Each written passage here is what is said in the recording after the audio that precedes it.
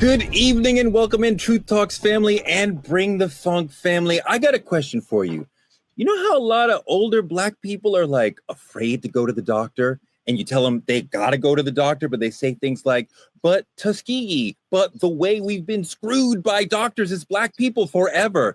That sense that we are not going to be trusted when we go into the hospital is deep within our community. And it makes a lot of us not want to go to the doctor. And it creates very deep health problems for our entire community. I want to dig into all of that with the Truth Talks All-Stars today. Plus, Wendy Williams' husband comes through with a lawsuit that is attacking everybody. He's trying to get her out. Let's find out what's going on. Hey, it's Truth Talks. Let's go.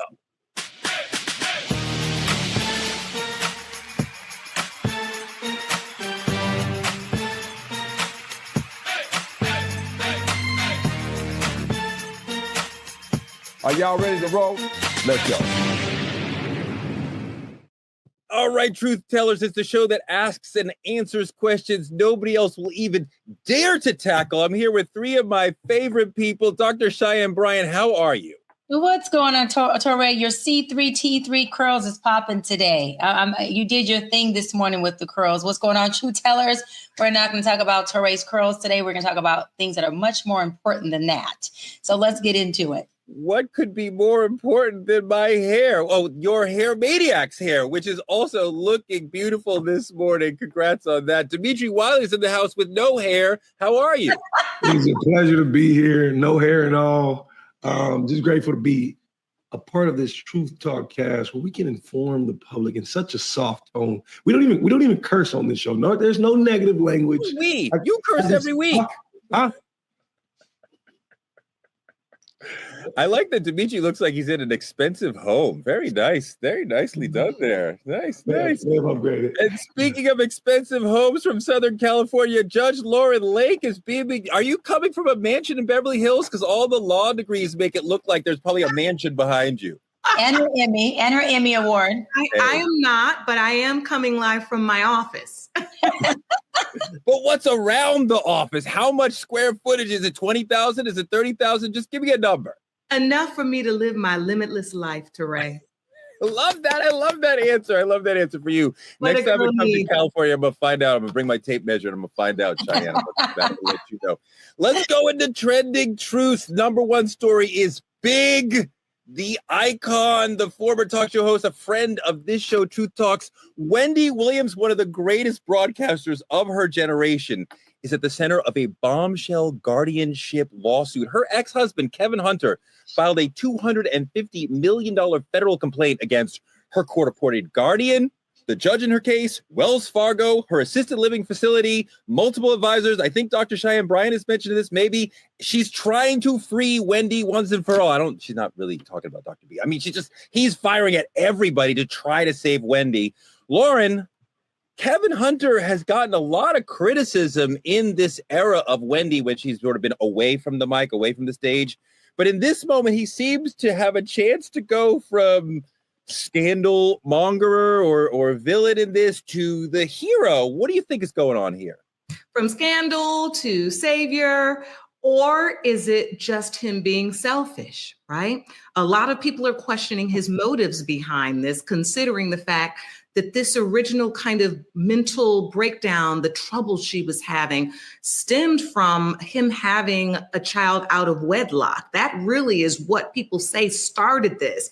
And so it almost seems like an eerie full circle that he would be the one filing this suit. Now, he says he's doing it on behalf of their son. They do have a son together, and that we cannot change. And that is very true. We've also heard many people over the last couple of years shouting free Wendy, and with the, this entanglement, this legal entanglement she's in between her guardian and the bank and everything they're recommending. And I mean, you see these videos of her at the window knocking. She's been able to do a couple of interviews, but then it seems like she gets in trouble for doing that. I sat down last night and was thinking to myself, well, who will be able to get her out of this, right? Isn't it kind of almost an unlikely savior? But then if she gets out of it, we're trying to figure out who will be in control then? They say she can make her own decisions. Well, can she? Is she lawyered up enough? And then to top it all off, last point, as I'm reading about this, I see that she then comes out and says, I don't have nothing to do with this. Wendy's like, Wow. This has nothing to do with me. I'm not in on this suit. And so there's a lot going on here, and I'm excited to continue to learn more. He's kind of coming in under legally what they call the next friends status, where they say there's no one who can represent an incapacitated person. And so I need to step in and do this. And he's suing for a lot of compensatory damages, almost over 200 million, 250 million. So this is going to be interesting to watch. Doc, this is a crazy situation, especially for me. I mean, like, a tri-state area New Yorker. I remember Wendy as a radio legend. She could do 3 or 4 hours on the radio by herself, no co-host. And it was incredible. I was on her show twice. And that was incredible. You know what she used to do? When you walk out the show, especially as a man, and you would leave and she would talk about your body. And I'm leaving and she's like, oh, so nice to watch you walk away. And she's objectifying you. But the way that she was as like the fun auntie who got messy, it was like, oh, Wendy's objectifying me. Like, oh, this is cool. Like, I'll go with her. But to see her get to this position now in her life where she can't talk and she doesn't have legal control is incredibly sad. And it's even worse than the people know. We have a Truth Talks exclusive, some breaking news. We know that security guards at the facility that she's been at, the mental health facility she's been at, have been taking advantage of her by photographing her topless and trying to sell the photographs to TMZ and other sort of brokers like that. And this is horrifying. It's disgusting. It's illegal. It's immoral. It's ridiculous. You wonder how that could happen in a facility where they're supposed to be taking care of you. How a Black woman could be treated like this in any situation, whether or not she's famous. Just how could anybody have this happen to them? Yeah, first of all, Wendy's an OG. Wendy's a legend, just to echo your sentiments. Second of all, Kevin been scamming and dogging Wendy from the beginning of times that I can even remember. He's been suing this woman. He has been taking money from Wendy. He has been so mistrusted. And so to have somebody out of all people come this late in the game of her health disparity and condition and say, hey, I want to sue every single person from Wells Fargo to Sabrina, to the facility, to the person taking care of her, to the security guard at the front, to the person who drove her from facility to facility, whoever has some money that I can tap into, I want to sue. This is the same man who's been money hungry with Wendy since day one. And so do I trust him? First of all, I don't believe him. I don't trust him. And I really think that Wendy needs to reverse Uno and sue his ass, because Kevin has been the one, in my opinion, who has psychologically put so much strain, seriously, and so much stress on Wendy that we all know that stress causes health conditions. I'm not saying he is the cause. I'm saying he has been a contributor to the cause of a lot of her breakdowns and a lot of her addiction, a lot of the things that she's going through. And he has not been a supportive husband. So again, in my opinion, Kevin is the last person that needs to be suing. He needs to be the person being sued. And I really, really hope that they don't allow him to get away with this, because we know that one thing for sure, he is going to have his hands all in the cookie jar. If any of these lawsuits go through, Kevin is going to benefit more than anybody when it comes to the financial, monetary space of it. And he's not going to lend one hand, as he hasn't, to the medical care and the care of Wendy. He's just not. He can care less. It's a really smart point that he's not doing this to save her because he cares about her. He's doing this to save her because this is where the money is now. Before, the money was in her being on stage and on the mic. Now the money is in suing other people to rescue her. And I hadn't... Let me be clear, Torrey, hold on. He's not trying to save her at all. That's what I want to make sure my point is. There is no saving of her. This is all a selfish act of, I see an opportunity where I can get money from a woman who is getting neglected healthcare wise, and through her health, her healthcare providers. And let me see how I can come in here and profit off of somebody's demise. A woman who not only was your wife, but this is a mother of your child. And you have no problem being an opportunist with her at her demise. That is just sick. I think Demetri, I think she's absolutely right as far as the motivation that she's seeing in Kevin. That fits the person we have seen throughout this Wendy saga. Demetri, what do you think? You know, the thing about it is I'm gonna have to play a little devil's advocate on this one. You know what I'm saying? Like, let's keep it honest. The question becomes, did she have more or less problems when Kevin wasn't the gatekeeper? You know what I'm saying? Like, I ain't saying he was perfect. I'm not saying the guy was perfect to no degree. I know he did his dirt. He had the baby situation. You know, relations and love and marriage and all those things can get very sticky sometimes. But like, she was sharp when he was in the picture. She was getting that bag. She was on TV every day. You know what I'm saying? I ain't saying the brother did the best thing, but he at least kept the wolves back. And I think that's something, you know, to acknowledge. I think that it's a lot of money on the table. I think at any time you mix a lot of money into anything, it can always look like you're trying to come up. 250,000, you know, 250 billion, half a billion is a fuck ton of money, a lot of money.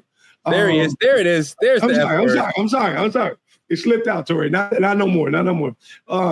But maybe Kevin ain't the hero we want, but maybe Kevin's the hero. Lauren, Demetri makes me think about how quite often our husband is the worst person in a woman's life.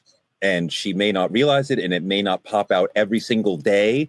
But when you step back, you're like, you have been the one holding me back. You have been the one getting my way. Is this another example of that? You can't deny they built an empire together. That's undeniable. You can't deny that. And we used to hear countless stories about him kind of being that handler. And I don't mean in a criminal way. I'm talking about just the person that managed things, kept people at bay so that she could be the great entertainer that she is and still she was and still is. So I do think there's something to be said. I also think having a child together, right? You create this empire. You want that empire to be passed down or the fruits of it to at least her one heir, which is her son. And so I think the argument that her son is still there, she would want her son to be taken care of. She loves her son despite whatever issues they may have been through. It's a very complicated situation. And look, as a person who has dealt with family issues for over the last 3 decades, to Demetri's point, they're complex, right?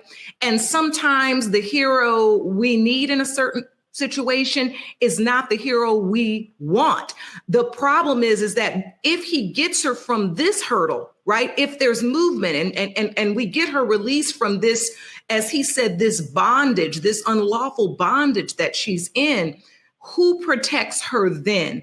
And does he have the same? I can see Dr. B saying, and I don't think so either. And that's where I think, Teray, your question is so, I don't know, it almost gets, it has me feeling sick in the pit of my stomach, because I look at a woman and one of the most poignant things she said, as we saw her in moments of clarity over this past year, she says, it could happen to you. She said it on that documentary. Just know, to every woman out here, this could happen to you.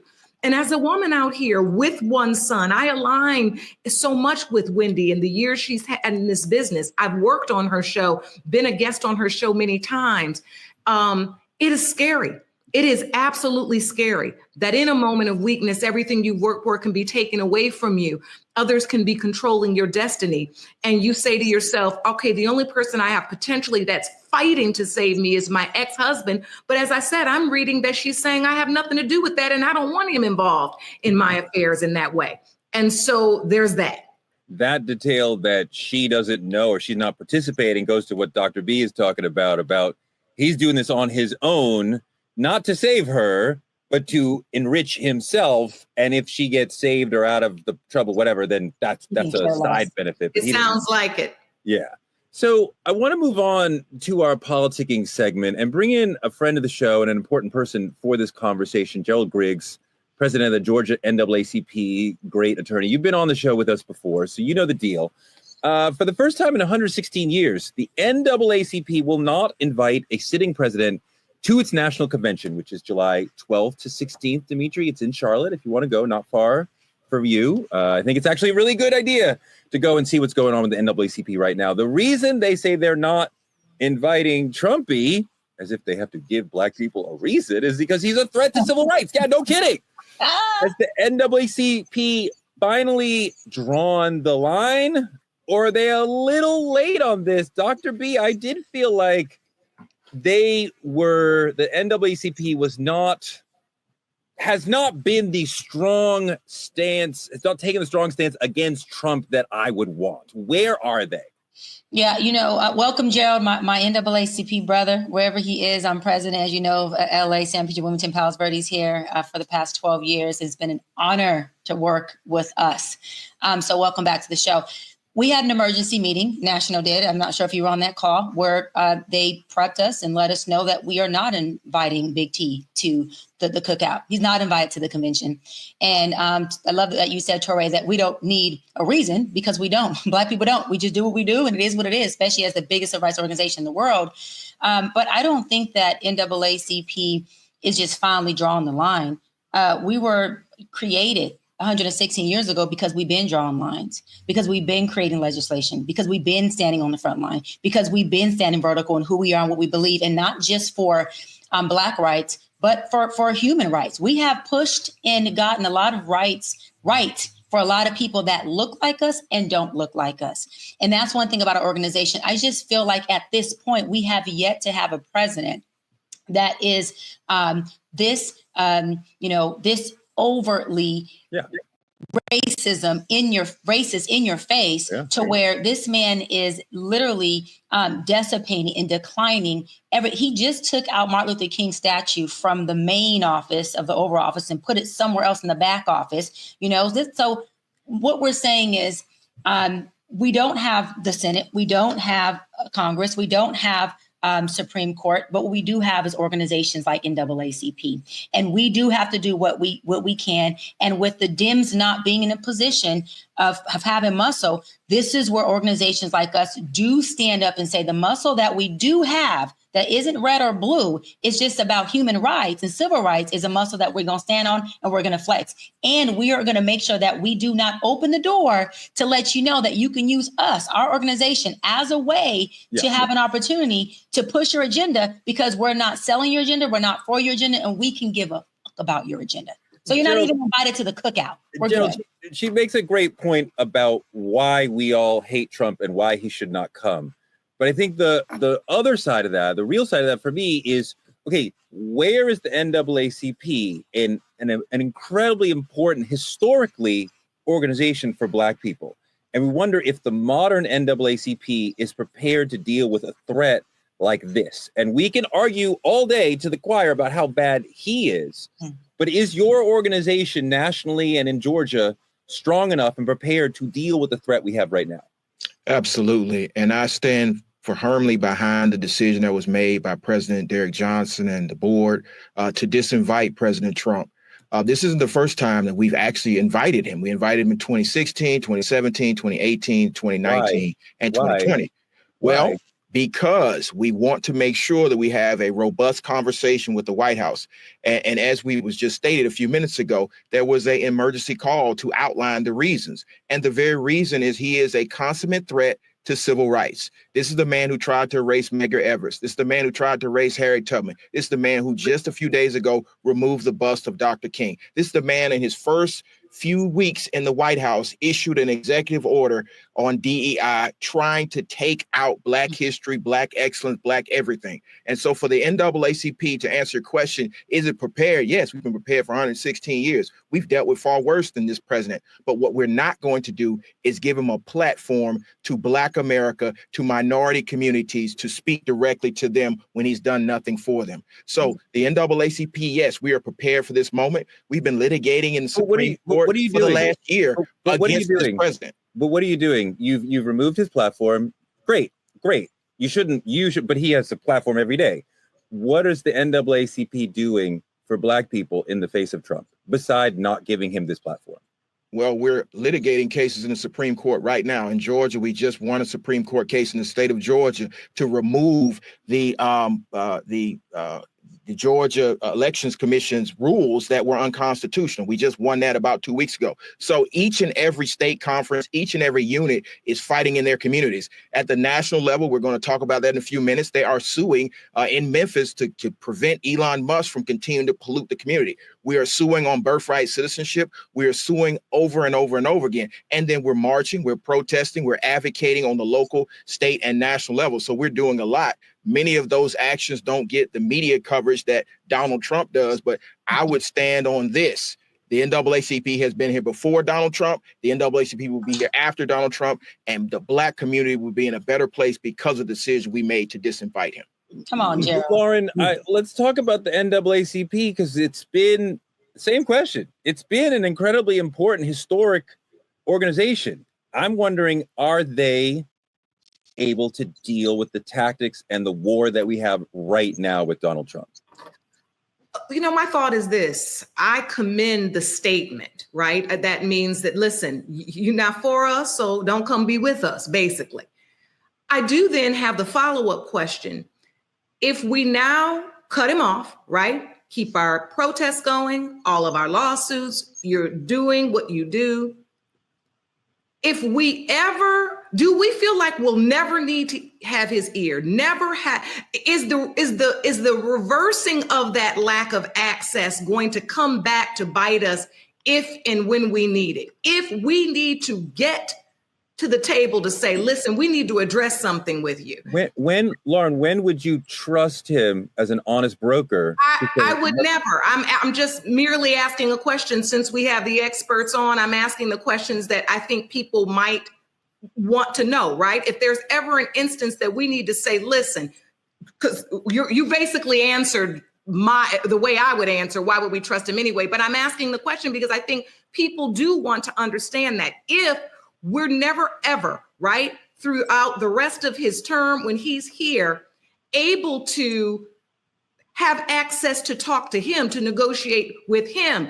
How will we manage that? Are we continuing the legal route? What is that? Yeah, Teray, I wouldn't trust what he said anyway, but I also would like to know the path, that I know they didn't just say, we're going to disinvite him and then that's it, cut him off the list. You all have had subsequent discussions about how we accomplish our goals after we make this move, because we do know we're dealing with a personality that as soon as we put on the table, I'm not invited, y'all don't like me no more. Okay, it's wipe your hands of that. Now it's going to be the fake news NAACP. I mean, we know how this goes. So all I'm asking is, what is the follow-up and how do we move forward? Gerald, it's a great question. Are you saying you'll never talk to him again? I mean, Lauren and I are like, you may need to talk to him, but we can't trust him anyway. So maybe we shouldn't ever talk to him. Like, is there a future posture? There's always a future posture. And I think the easiest way to bring him back to the negotiation table is litigation. You know, he has the bully pulpit, but he's only one of the three co-equal branches of government. So he does not have all power. We have direct communications and relationships with members in the House and the Senate. And of course, we always win at the Supreme Court level.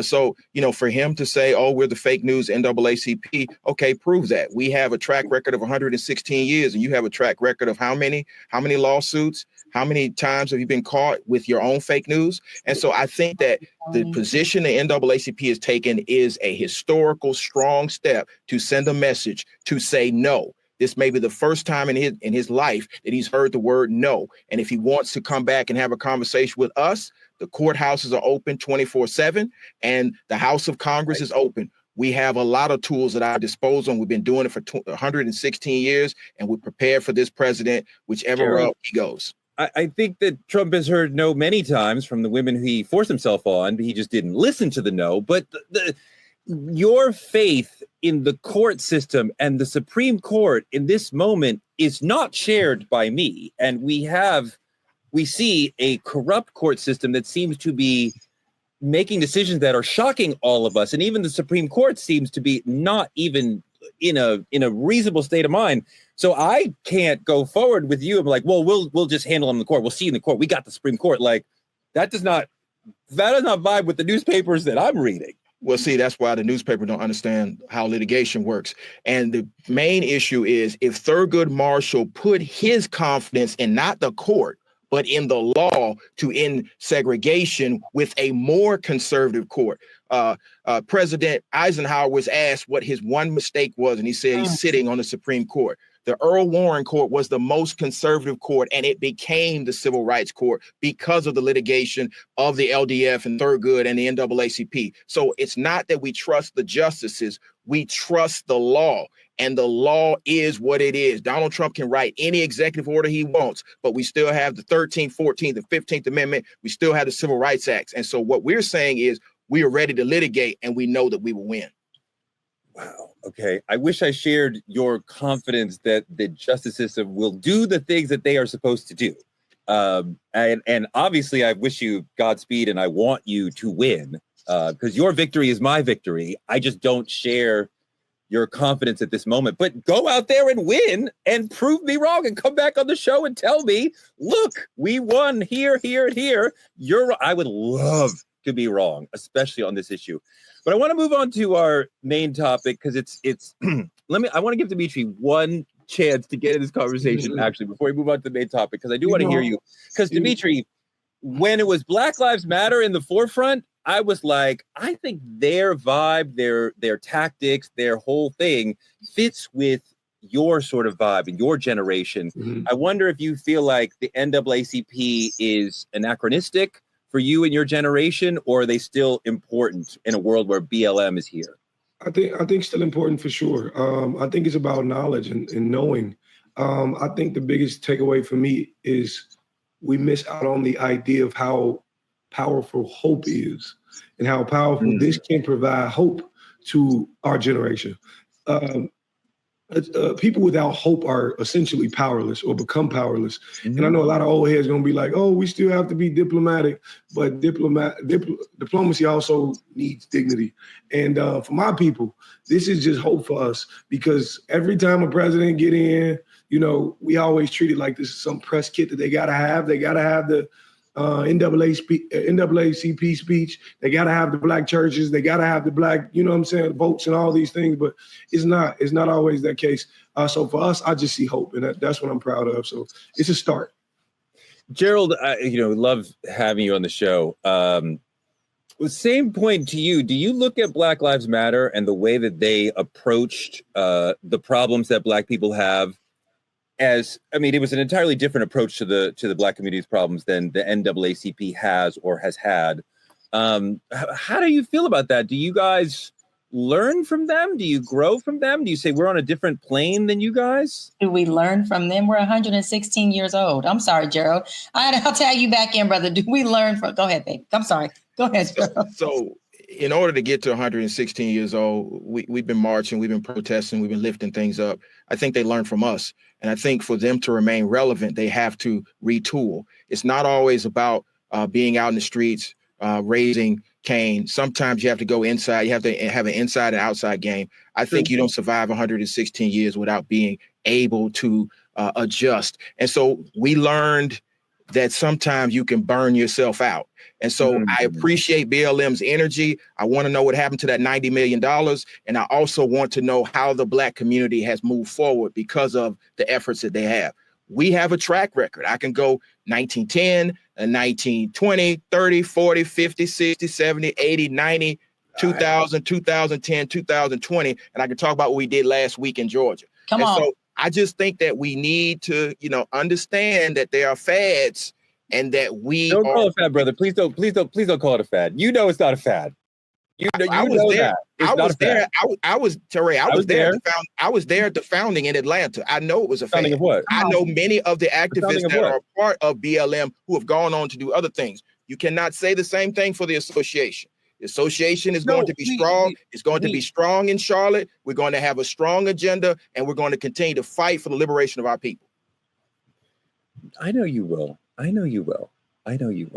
wonder if the tactics and the vibe, because you were so important in the 10s, the 20s, the 30s, all of that, without a doubt, we would not be here without the NAACP in the 30s, 40s, 50s, 60s, 100%. I just wonder where you are in this moment and the challenges we have right now with Trump and police brutality, police violence, mass incarceration. I don't feel you now, and I want to. I want to feel everybody, BLM, NAACP, and I don't feel you. I want to feel you. I want to feel you. I see you. I hear what Dr. B talks about and the pride she has in the NAACP community that she has, but I want to feel you. I want to feel you. Gerald, I am so honored and happy to have you on the show. Will you come back this week? Absolutely. All right, we're going to continue this conversation because the NAACP is, of course, important. And, of course, BLM has learned from NAACP 100%. But there's more to the conversation. But thank you so much, Gerald. Let me move on to the main topic because this is a really important topic. I want to spend some time on this. Why do so many Black families want to ignore the doctor? We skip doctor visits. We silence mental health struggles.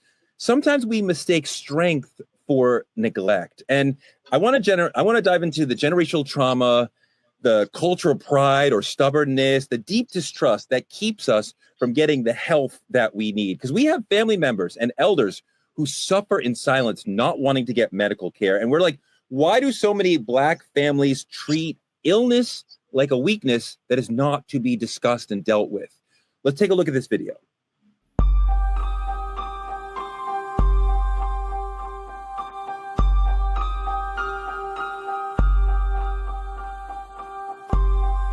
From education to employment, income to home ownership, African Americans endure a range of inequalities. But the gaps in health and wellness might be the most ominous of all these disparities. For too many of us, our primary health care comes in emergency rooms. Instead of preventive care, we're in catastrophic care.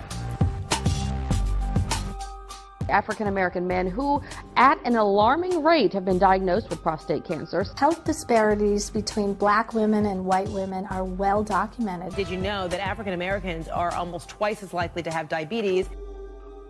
I would have to say, just based off of the patient population that I've experienced, during my time here in Minnesota in my professional career, and even in residency, we as African Americans will present for later stages for cancers, more malignant forms of hypertension, uncontrolled diabetes, overweight. There's also some resistance to the whole health culture.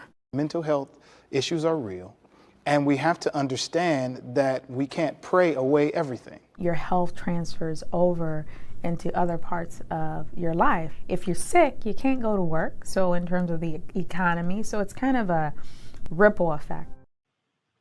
That's so powerful and it's so real. Doc, we talk about the Tuskegee syphilis experiment among our communities. It's just a shorthand. We just say Tuskegee.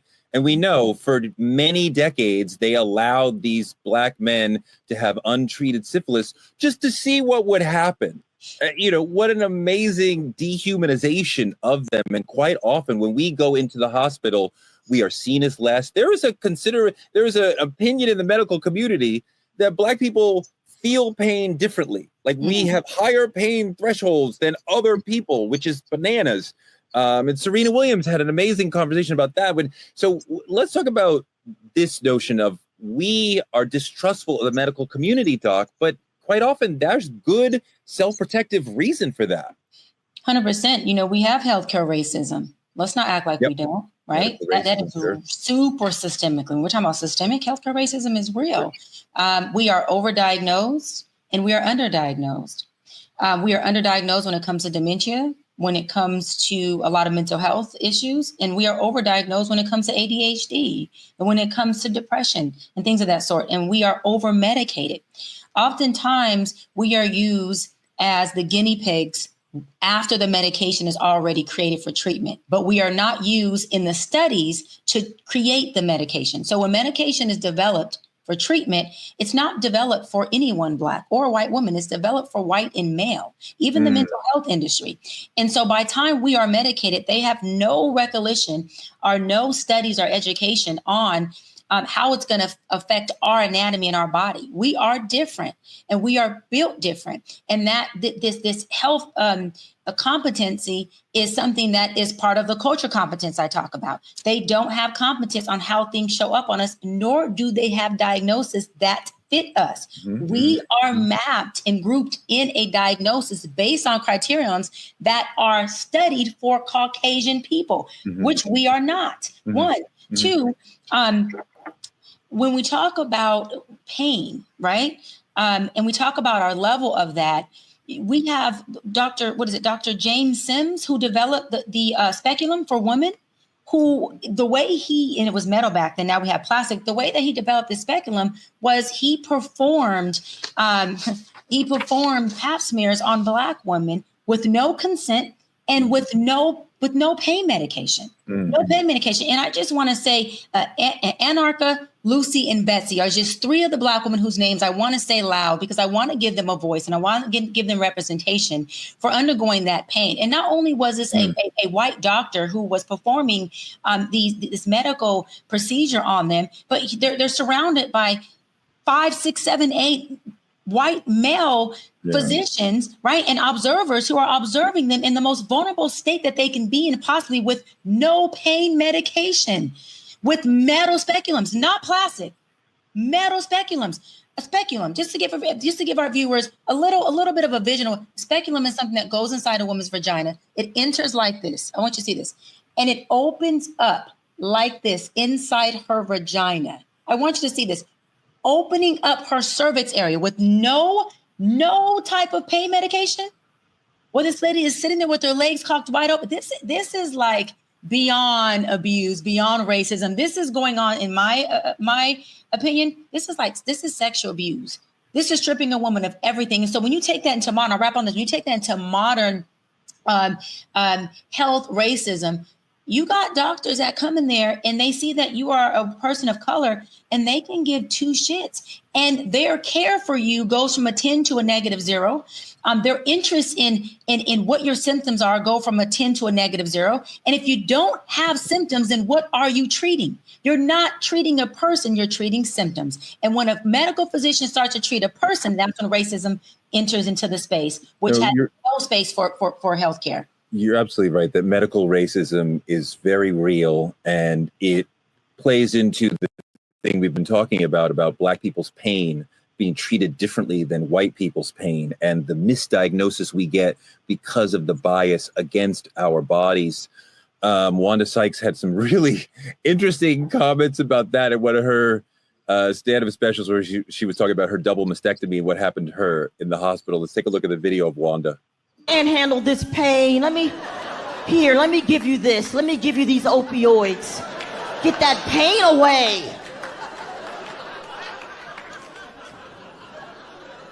They don't give us the opioids. They're like, you can take it. Walk it off. I had a double mastectomy. You know what they sent my Black ass home with? Ibuprofen.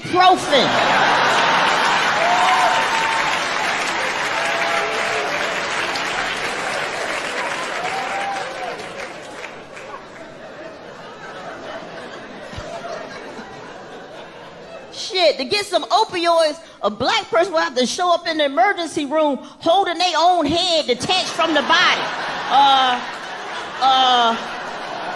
Excuse me, can I get some help out here? Dimitri, what's coming up for you? I don't know who draws these topics up, but they get me every time. I had an uncle who had a pain in his chest for about maybe 3 days. And for 3 days, he going around just whispering into the family. He may have whispered to 2 of his closest friends, and that came out after the fact. But my uncle is no longer with us for that exact reason. My uncle died. That one pain, he saw it turned into a blocked artery, which eventually led to cardiac arrest, which is something, and I get it. I get the fact that obviously you look at the numbers and you see Black people die younger and everything. I get that they don't truly understand our pain. I get it. They don't truly care about our pain. And sometimes we ignore it, but sometimes we ignore ourselves a little too often as well. I think generationally, we've been taught that you got to be strong and you got to wear it like a shield and you got to do this and X, Y, Z. That so much to the fact that we can literally kill ourselves. Like my uncle taught me a lot, but my uncle also taught me that unintentionally, not trying to, in death.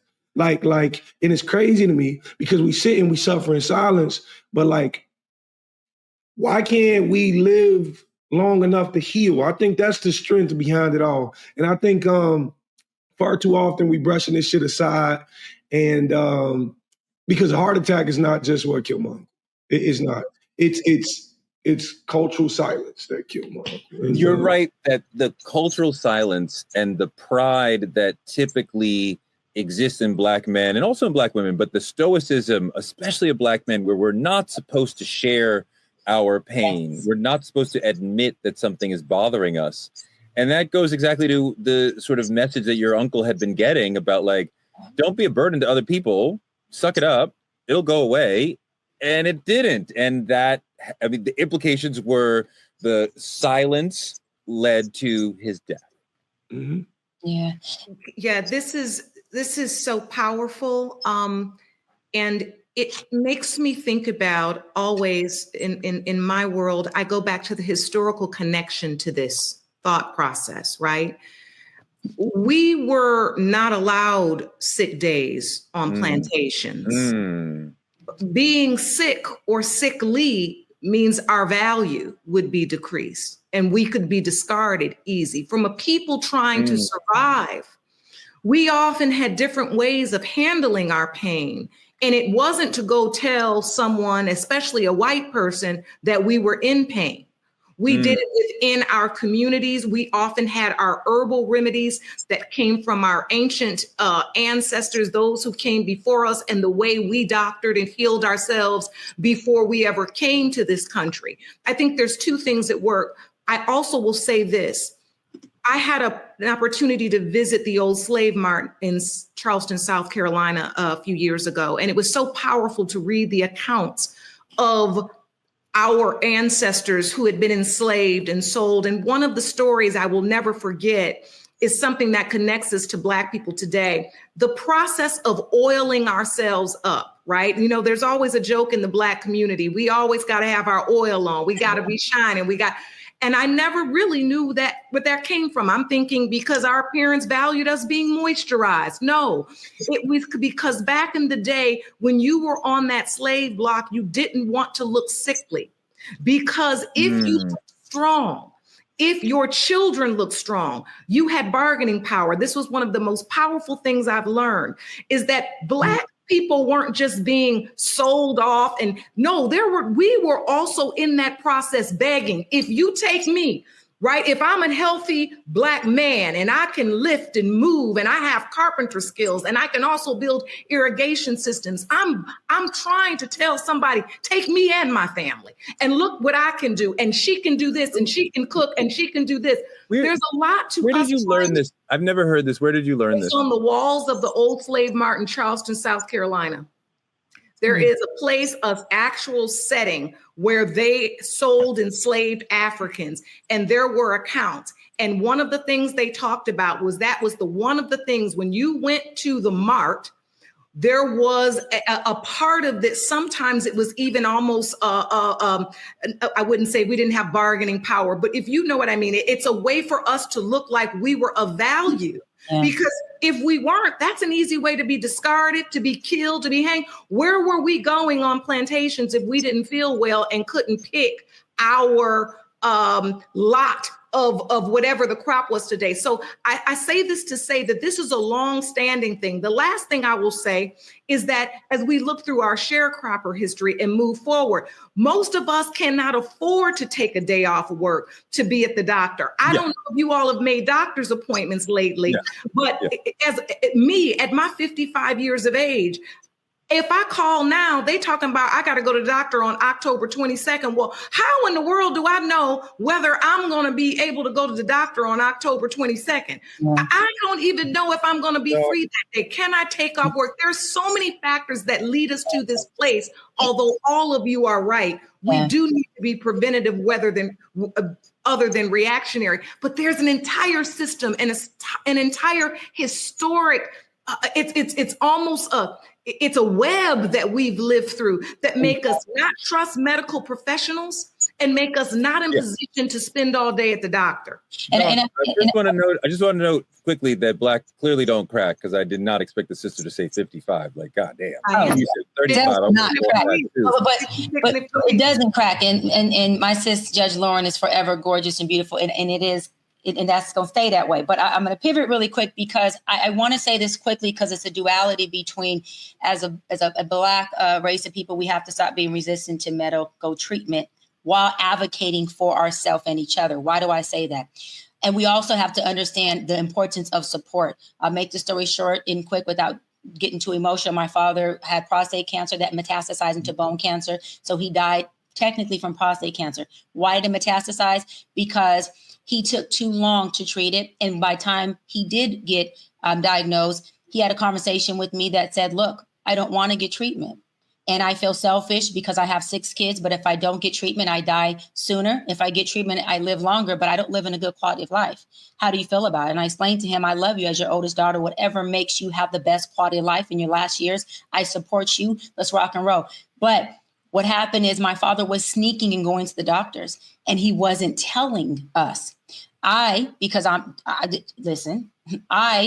found out his doctor's appointment by going into his medical records, and I showed up. And as I showed up to Kaiser Permanente, he was walking, and he saw my car, and he jumped, and he said, "What are you doing here?"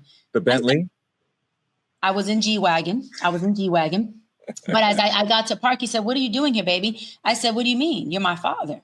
I'm coming to the doctors with you." He said, "No, you're not." I said, "I'm not only coming to the doctors with you, but I'm going in the room with you as well." And there's no negotiation. So as we got into the lobby, they called his name, and he's looking at me like, "You're not coming in." I'm looking at him like it would be hell and hot water. I'm coming in. And as I sat there with my father, and every time the doctor asked him something, I noticed that my father looked over to me for a head nod, for support, or for something that let him know this is the right decision or it's not. When we got into the pharmacy, my dad looked at me to get his medication because he would not accept it until I went with him. And I said, "Daddy, let's just get the medication. You could decide not to take it if you don't want to later. Let's just get it in case you decide." He looked at me and he said, "Baby, I want to ask you to never stop being the way you are. I want you to make sure that you continuously always show up." Where's the tissues? Hold on. Where's the tissues?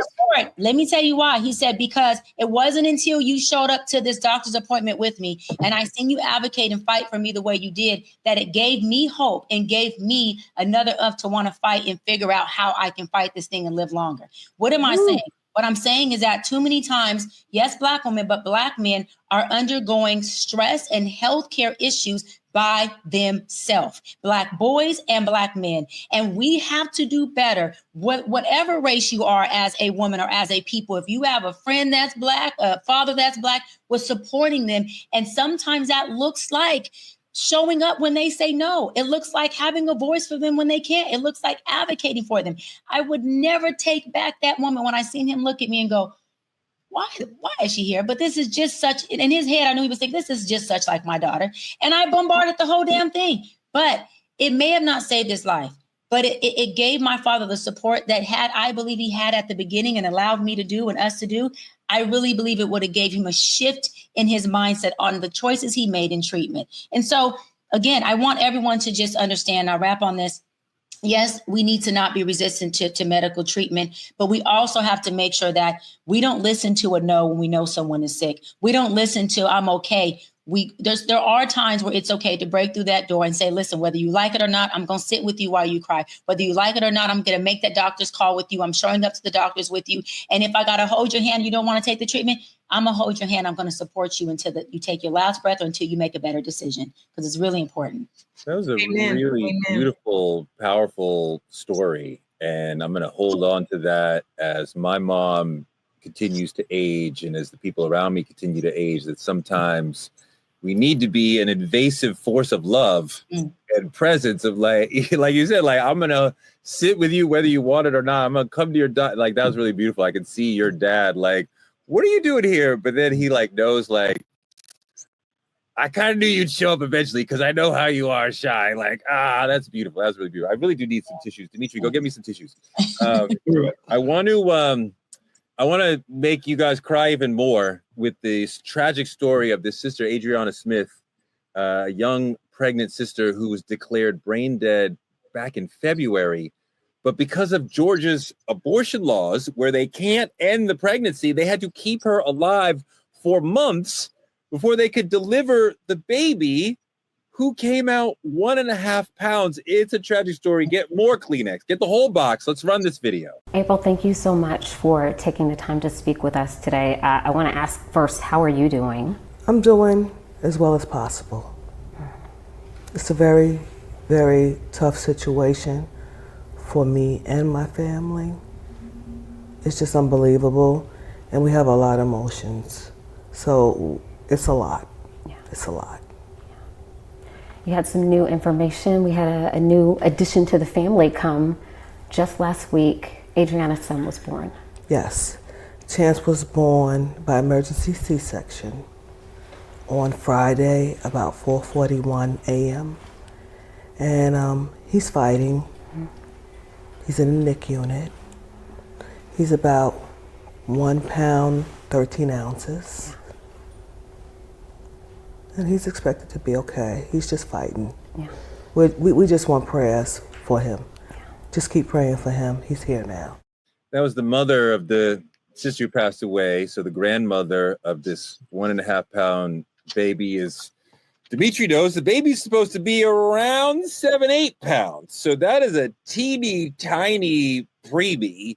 They say that the baby, the boy, should pull through, but God only knows what's going to happen to him coming out so early, coming out so small. He's missed really important moments of development. And of course, he's missing his mother. You know, I mean, he has his grandmother who loves him and is clearly putting her life aside for him. But my God, he's missing his mother. And this is insane. And you see the way that the woman, Lauren, loses control of her body in the way that Republicans want to do abortion. Are you coming to me? I'm sorry. Yes, I'm still trying to get my tears back. Doc worked me up. I was trying to hold it back. Then the story came on. I'm like, Lauren, pull it together now. Take deep breaths. This is a very difficult case because this beautiful baby is here fighting for its life. And now this family, right, is mourning the loss of their daughter, but now trying to figure out how to best take care of this baby. As I have researched, I don't see where the medical fund that was provided by the state, where is it? Is it there?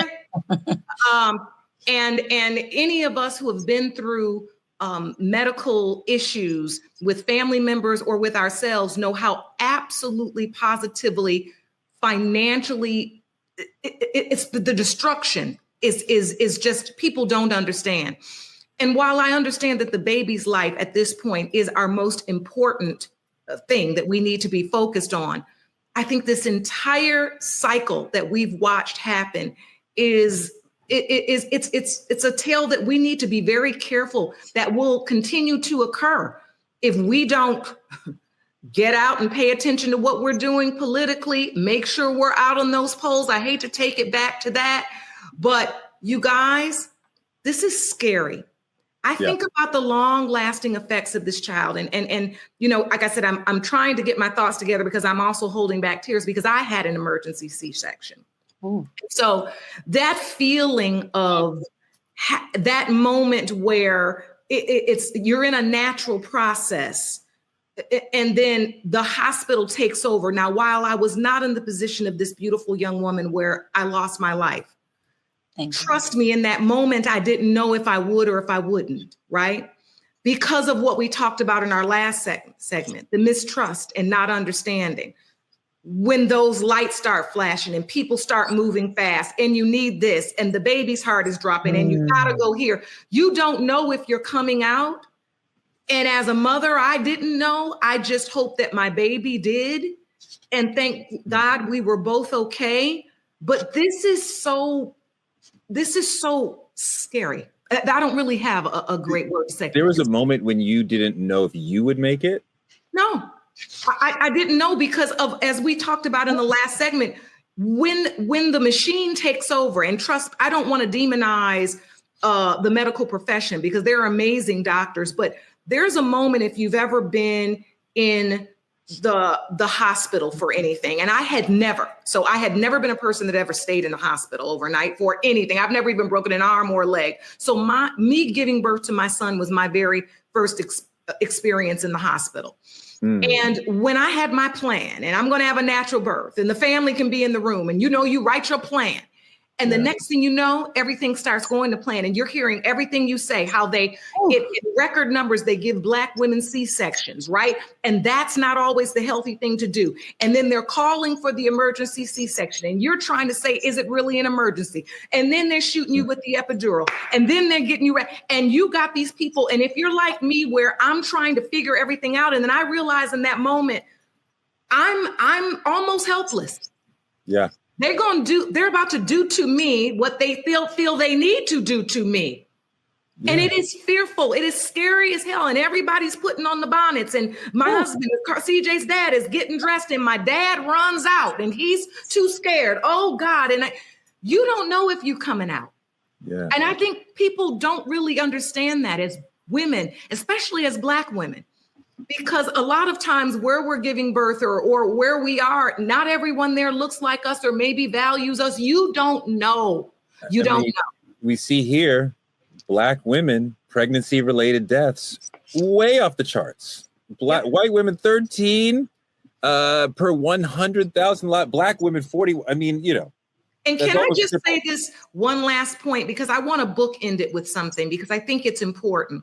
Because of that, that's why for me, often we don't want to stay in the hospital. And that's also sometimes contrary to our health needs. And we need to be cognizant of that. And I would love to do more shows on medical advocacy, because when I had that C-section, the rule was when you could walk around the hospital unit pushing your baby, you could be released. Right. I did that within 36 hours after I gave birth, because I wanted to leave. Wow. Right. Now, I don't know if that was contrary to my health, but I'm just being very honest here. I wanted to leave. Lauren, because this is happening in Georgia and it's a legal issue, I want to bring back in Gerald Griggs, attorney, Georgia native, president of the NAACP in Georgia. So you're just speaking to this issue in so many different ways.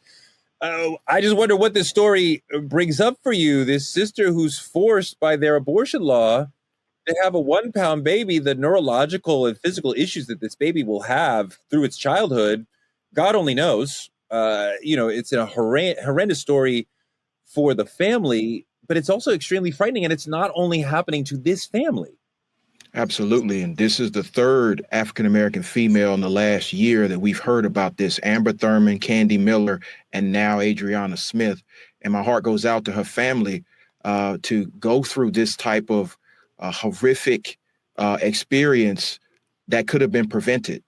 Georgia is one of the few states in the nation that has a draconian six-week abortion ban. And there's been litigation around that to stop this. And for the governor and the attorney general to tell the hospital that the abortion ban has nothing to do with this is the actual reason why the hospital kept her on life support, so they would not violate the law and be subject to criminal prosecution and civil sanctions. And Black maternal mortality is through the roof in the state of Georgia. Like I said, I just named 3 women in the last year, 2 of which are national cases. And now Adriana has gotten into that same atmosphere. And so we want to continue to support her family. They do have a GoFundMe they've set up. It's made over $400,000 to be able to support. How do we find that GoFundMe? You said what? How do we find the GoFundMe? You just search Adriana Smith, and I'll give you the link on the internet. But this family is already incurring millions of dollars in medical bills, and this young baby who's now in the NIC unit, as somebody who has experienced a child being in the NIC unit, someone who's experienced an emergency C-section, waking up 2:00 in the morning, my wife is coding or whatever that noise was, and I'm having to put on clothes, and we go down there and they start the medical procedures. This is one of the scariest moments of my life as a Black man, as a father. And so we have to lift this family up, and we have to do something about these laws, because a woman should have bodily autonomy. And in many southern states and around the country, that is just not a fact that they have anymore. And so, in Georgia, we lift up this family, but we have to remember this is preventable. This should have never happened. Yes. And now we have a child that will grow up without his mother, because of the laws here in the state of Georgia. And you wonder how many people, Cheyenne, that we don't even hear of that this happens to. But go on, what are you thinking about? I just wanted to, what my sis, Judge Lauren, said as far as a C-section, Black women are 40% more likely to be forced into C-section. Studies have found that many of those C-sections could have been natural births, and that they're doing it because C-sections pay more when it comes to billing insurance, which again is negligence. And we have attorneys on the show today, and it is a huge lawsuit if that is proven to be the reason for having someone be forced into a C-section. Black women die 3 to 4 times are more likely to die giving birth than white women. And so when you look at those studies and those stats, yeah, you're damn right that you have Black women who are, like Judge Lauren said, afraid not only just to go to the doctors, but ain't trying to stay overnight. My mother had back surgery. One day, the next day I go, she all of a sudden has a blood clot in her lungs. Why is it that she has blood clots in her lungs? Why is it that her room is the only room that has trash cans and trash? Oh, I went fucking bananas in that hospital. And when I say fucking bananas, to the point where they end up having it to where my mama was able to come home and they sent a physician home to take care of her in our house because I went crazy with lawsuits, with NAACP letterheads of call of actions and issues that we have. But this goes back to the point I made with my father. Advocacy. We have to advocate for ourselves. We have to advocate for our family members. We have to advocate for our loved ones. You have to have somebody who's in there in a sane mind that can say, this is some bullshit. This is not okay. This is negligence. And why is it that this room is not up to care? Why is it that you have a person here who has let's just say who has staph infection with a person who doesn't, when we know staph is something that is completely contagious and can kill somebody? You have to have folks in there who advocate. Within our Black community, we are very, very supportive on a lot of things. But when it comes to the healthcare and medical treatment, we don't always know how to advocate. We always feel like we are not in the position to advocate, and we feel like we are at the hands of the doctor. We have the right to say, absolutely no, I'm not going to receive that care. I have more questions before you provide that injection or that care or that longevity of stay for my child. Absolutely fucking not. I have more questions. I want a second opinion. I want a third person in this room. And I want you to make it clear to me what you're treating. What are the results of it? What are the side effects of it? And what does this look like for aftercare? We don't ask questions, and we're not advocating for each other. These are important questions, Dimitri. We also have to understand that the doctors are told you're only supposed to spend a certain amount of time with each patient. So they are on the clock as soon as they walk in your room and expected to move on to the next room very quickly. So the conversation that Doc is saying that we should have, she's right, but the doctors don't want to have it because they are being told, move on.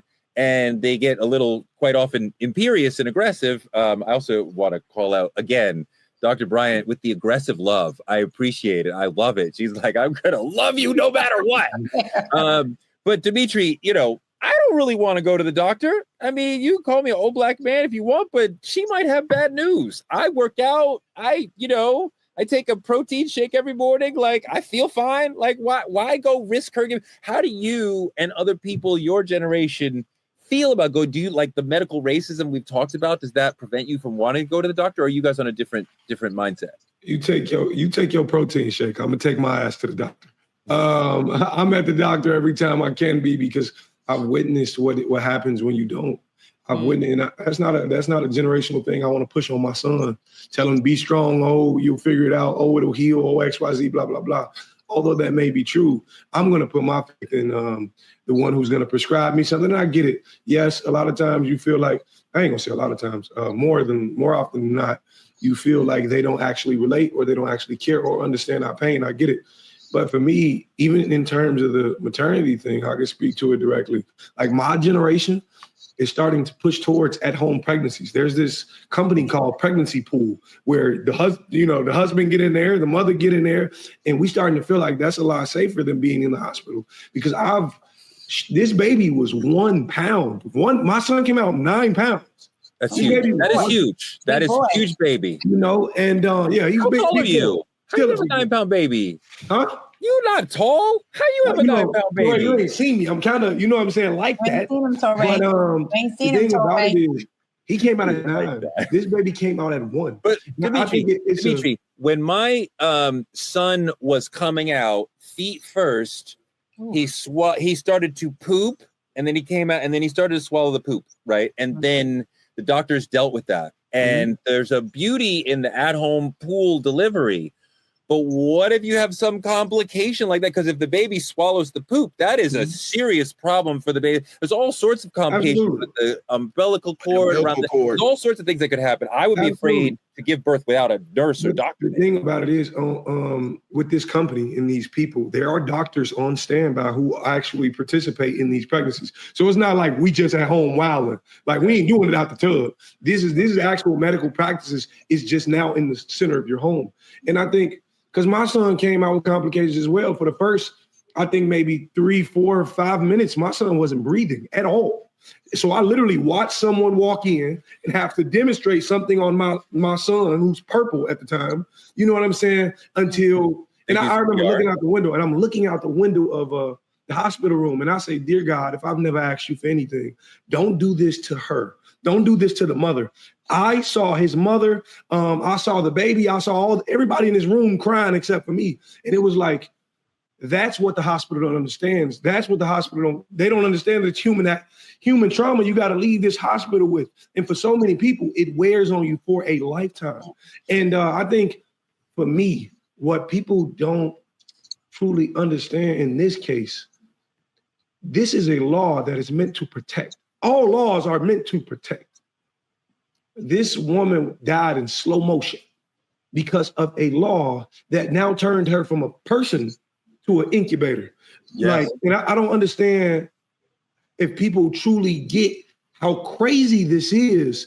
And the fact that it's happened before, the fact that we witnessed things like this, I just think, in my opinion, we got to, I know we can't trust them and the shit's difficult, but you got to do what's best for you. My heart goes out to the family, but this is a trauma they'll have to live with forever. And that baby is going to have to live without a mother. And knowing there's a lot of guilt attached to things like that. And I'm gonna end it there, but in that baby's sake, please, if you're around a family, check on the family, please throw the GoFundMe up. I want to support as well. But this is tough. Wait, Troy, I want to say something really quick to Dimitri. I want to tell you thank you.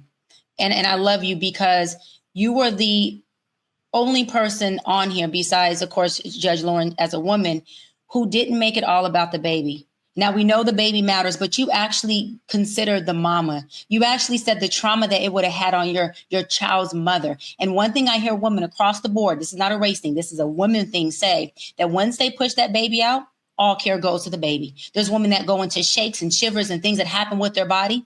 And there's usually no one side by them to say, hold on, what is it that you need besides blankets and then being warm? So I want to tell you thank you because you made it. Yes, it's about the baby, but this woman just psychologically, physically went through an entire metamorphosis and has become a different woman within seconds. So thank you for acknowledging us women because it is definitely a hardship on us and the baby as well. So thank you for that. Sure. Right after she has the baby, she needs care and attention and rest as well. And entering the most busy moment of her life, the newborn baby. Lauren, last words on any quick legal advice for folks who are in a complicated situation with a doctor like the ones we're talking about? I think what you've heard Dr. B talk about is so important. If possible, please have someone by your side, someone there that can take. I am a big believer in writing notes. from your entire experience when you're going through any type of medical treatment, if someone can keep a running note of which doctor came in to see you, what they had to say, which questions you were asked, do not be afraid. They're online and they're talking about it all the time in different places. If you're going in for a certain situation, these are the questions you should ask. Don't be afraid to do a little research so you have questions that you want to ask. I know when my mother was in the hospital for her breast cancer, I can't tell you how many times tired doctors came in and started to examine the wrong breast. Ooh. And it was no. And I had to be, because I was in the room, and similar to Doc with the aggressive love, I slept in there. I never left her. But that's also a privilege. Let's be clear that many don't have. Where I could stop everything I did and literally live in that hospital with my mother, where I had to kind of correct no. And I would often have to gently say, you guys go on back out, read the chart again and come back in, because the stress of that is even stressful for a patient. So I say that if you can have a person that can be there by your side to be able to take notes. And if you have a question, do not be fearful to consult a lawyer. That's what they're here for. If you have a question, maybe this don't look right to me. This doesn't feel right. I don't feel like my family member is being handled fairly or was handled fairly. I need to seek legal representation to make sure my rights were not, or my loved one's rights were not infringed upon. So just that's the short end, but I would love to talk more about this because we throw around advocacy, but I think that's something that most people really don't know how to do, because there's a process to advocacy, because you also don't want to alienate the caregiver, because there are some good ones out there. You're working in partnership with your medical professional. And that's another thing. I think that was really beautifully said and really important. And I think that in general, Black families are not ignoring medical needs out of neglect. No. We're responding to a healthcare system that has been historically ignoring us, that has been rejecting of us. We feel the medical racism when we enter the building, when we deal with the diagnosis, when we deal with the lack of care, and it hurts and it matters. And we talk about it to each other, and it develops a lack of distrust for the entire system. This is not about medicine, really. It's a system that doesn't trust us, that we don't trust, that mistreats us, and plays into a sort of generational trauma. Black health isn't broken because we're broken. There's nothing inherently wrong with us that's not explained by white supremacy. The system is broken because the system was never meant to serve us, to take care of us, to respect us. If we're going to heal, we have to stop normalizing pain. We have to stop being stoic and quiet about our pain, demand accountability, demand what the medical system was meant to provide for us, actual good care that we deserve, that we are paying for. Make an appointment, people. If something feels wrong, if you haven't been to the doctor in a minute, if you're over 50 years old, you should be seeing a doctor at least once a year. So please take care of yourselves. The doctors are here to take care of you. If you need to find a Black doctor, do that. Okay, that's our show for tonight. Thank you to our sponsor, Kleenex, because everybody made everybody cry tonight. Dimitri, Doc, Lauren, Gerald.